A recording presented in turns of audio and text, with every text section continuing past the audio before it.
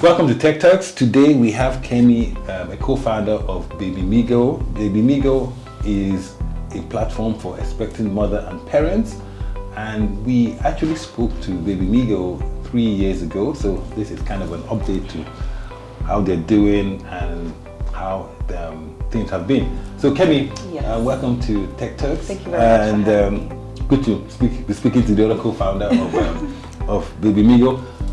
So we met 3 years ago, and you gave us interesting insights about how Babymigoapp is trying to help expectant mothers, and also how the mortality rate of mothers and children. So if you could just help us, has that improved? What are the stats right now? And then we can take it from there.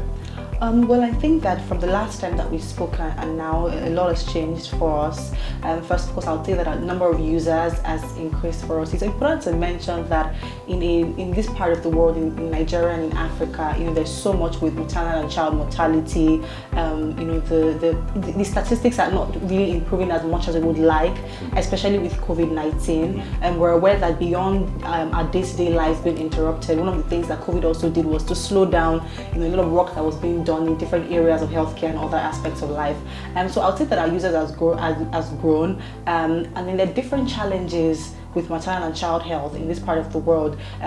Challenges that people in other developed countries may not be able to relate with, and that's really what we're focused on. We're focused on helping to make motherhood journey easier for expecting moms and parents. Okay, so what is the journey like, and how does Babymigoapp help to change that? So without Babymigoapp, what would it be like? So what is it like, and what has Babymigoapp done, and what would it be without it?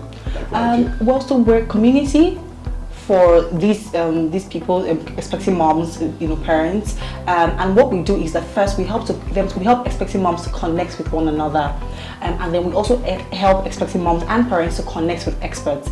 Now, the way motherhood, and I'm sure you may be aware, the way motherhood journey and parenthood journey is that there's always something every day. You could just wake up, you sleep a day before, and your child is okay, and then you wake up one morning at 3 a.m. and the child is running a temperature, and you're thinking, what do I do?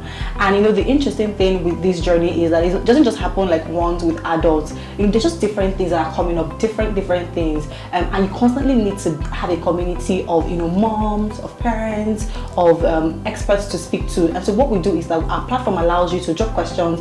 Just as I was lots of questions already on the platform, and I was just receiving screenshots from the team sharing with me, moms asking different questions. There's just so many things, even things as simple as should I use safety pin, because in this part of the world you say when you're pregnant, put safety pin so that witches and wizards will not see your baby. There are other things that are very peculiar to the African context. Things like, do I have to? Is it only pap that can help me increase milk supply? To be able to breastfeed my baby. Just so many things that are peculiar to this part of the world that you may not hear when you go to other parts of the country. Is it safe to say that Babymigoapp acts like a digital midwife? Absolutely, absolutely, yes. So how did COVID-19 impact that whole birth journey, especially as that birth requires a lot of physical contact. In fact, the whole journey, even before birth, requires a lot of physical contact, and COVID-19 is about you being contactless, so to speak. Yeah, I also wanted to add to it that also beyond the fact that we provide a platform for moms and parents to ask questions, we also provide hyperlocal services. Exactly. Yes, I do remember that. Yes, we do that. We we make it easier for them to find experts, because like I said, with this journey, you may need like a pediatrician, you need like a gynecologist, and you just really need someone that is highly recommended. So you're able to find all of these services, nannies and the rest of it as well with our platform. As regards COVID, I think one of the things that COVID did for us was that we had to rethink our channels and our journey.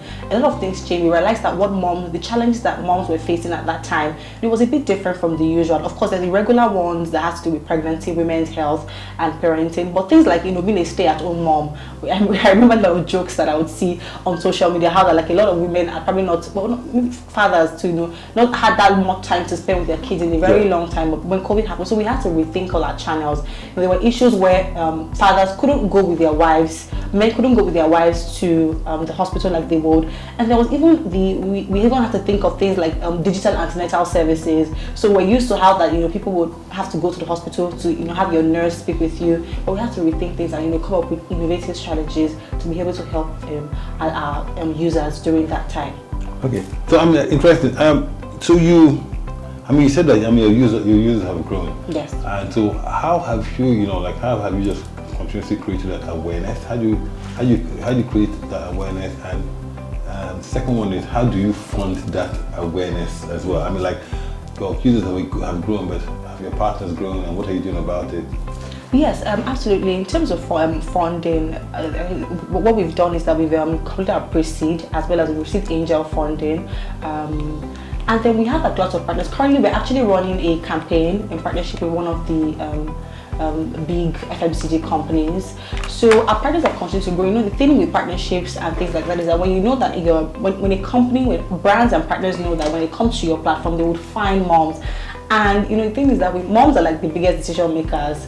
Men are the ones with the money, but the ones that will say, this is what we should do. This is what we should do. And so these partners and these brands are able to find that on our platform. With regards to our users, one for us is content marketing. We're able to focus a lot on content marketing to ensure that we're speaking the language of our audience. And we may not be able to, when someone else goes to the platform, they're not able to relate. But if you're a mom and you know the challenges, you would definitely be able to relate. So content marketing has definitely been major for us. Of course, digital marketing in this advent of COVID and everything, a lot of physical interactions has reduced. Physical marketing, so definitely we do like a lot of digital and a lot of content marketing. Yeah. So I mean, like, if I go on your platform, is there a subscription? I mean, is there a subscription model, or is it? How do you generate income to just keep the platform going and to keep people connected? So in terms of income, we have products. Okay. Now we also offer digital services in partnership with brands, including insurance companies, advertisement. We have quite a number of them going on right now. Even partnerships. We're also launching, very new services that will also help moms. And those three for us have been very helpful. So, where do you see Babymigo in 5 years' time? What bigger role do you think Babymigo is going to play? Because part of your challenge is also getting the government to create an enabling environment for people to access these services as well. I also wanted to sort of answer one of the questions that you asked earlier about what moms can do when how do you even access this service? Yes, on exactly. The platform? Yes. So what you need to do is simple. It's really simple. Just sign up on the platform. Okay. It's free. Okay. However, subscription is definitely one of the things that we're looking at in the next couple of months. But for now, it's absolutely free. You just go, you sign up on the platform, and then you can actually ask questions at any time of the day, literally any time of the day. We also have lots of tools and resources for moms, from ovulation calculator to the immunization calendar that is specific to the Nigerian context. So you can take like the immunization calendar, but is it specific to what is obtainable here? Lots of other resources as well, guides, different things that will help moms. So question, I mean, do you have actually any guys who have actually subscribed? Yes, interestingly, you also remember that when you also say tweets about even what's it called, like all these period calculators, you find that men also help their wives, and help themselves too. Yeah, and help themselves too. Exactly, yes. Family, it's all family planning. Okay, excellent. So, what would you think government can play to actually help people like Babymigo create more awareness and also be more impactful to the community? First, I think I would like to say, in terms of access to internet, that is very major for us, because the more people have access to internet data, and the more data is more cost effective for moms, the more people we're going to have on our platforms. Yes, we have the urban and upscale moms on our platform, but you really know that even women that are a bit below average are also the ones that need their services. For moms that may come through, it's easier for them to maybe call their pediatricians at any time of the day and say, this is happening, what can I do? But for these moms that are living below average, it'd be great for them to have access, because it's absolutely free. All they need to do is to have data and to have internet. So I think that on that level, if we're able to achieve that as a country and as a nation, and the government can facilitate that, that would be very helpful in helping us reach more users. Kemi, thank you very much for coming on Techturks. It's been very enlightening, and we'll continue the conversation offline.